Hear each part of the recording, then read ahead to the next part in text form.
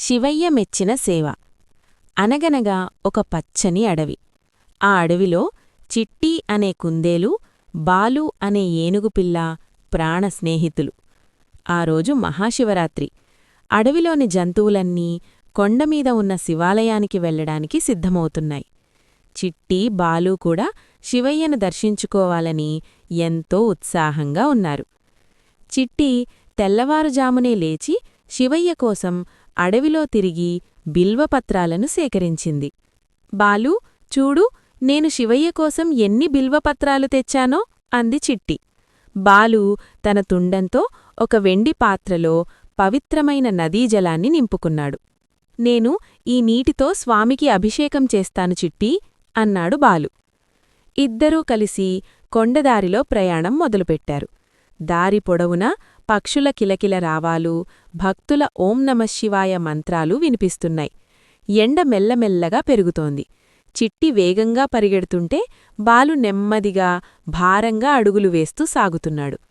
సగం దూరం వెళ్ళాక దారి పక్కన ఒక పెద్ద చెట్టు కింద ముసలికోతి ఒకటి నీరసంగా పడి ఉండటం వారు గమనించారు. ఆ కోతి పేరు కోటితాత. ఎండవేడికి తట్టుకోలేక ఆకలిదప్పులతో కోటితాత కళ్ళు తిరిగి పడిపోయాడు. అతనికి కనీసం మాట్లాడే శక్తి కూడా లేదు. బాలు వెంటనే అక్కడికి చేరుకున్నాడు.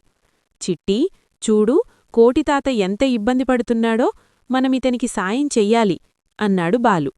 కాని చిట్టి కొంచెం ఆలోచనలో పడింది. బాలూ, మనం ఆలయానికి వెళ్ళాలి కదా, ఆలస్యమైతే పూజ సమయం దాటిపోతుంది, అంది చిట్టి. బాలు చిరునవ్వుతో, చిట్టి, ఆకలితో ఉన్నవారికి సాయం చేయడమే శివయ్యకు చేసే నిజమైన పూజ, అన్నాడు. అది విన్న చిట్టికి తన తప్పు తెలిసొచ్చింది.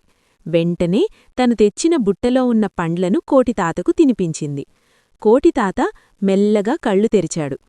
కోటితాతకి ఇంకా దాహంగా ఉందని గ్రహించిన బాలు తాను అభిషేకం కోసం తెచ్చిన పవిత్ర జలాన్ని కోటితాత నోట్లో పోశాడు. నీరు తాగగానే కోటితాతకు ప్రాణం లేచి వచ్చినట్లయింది.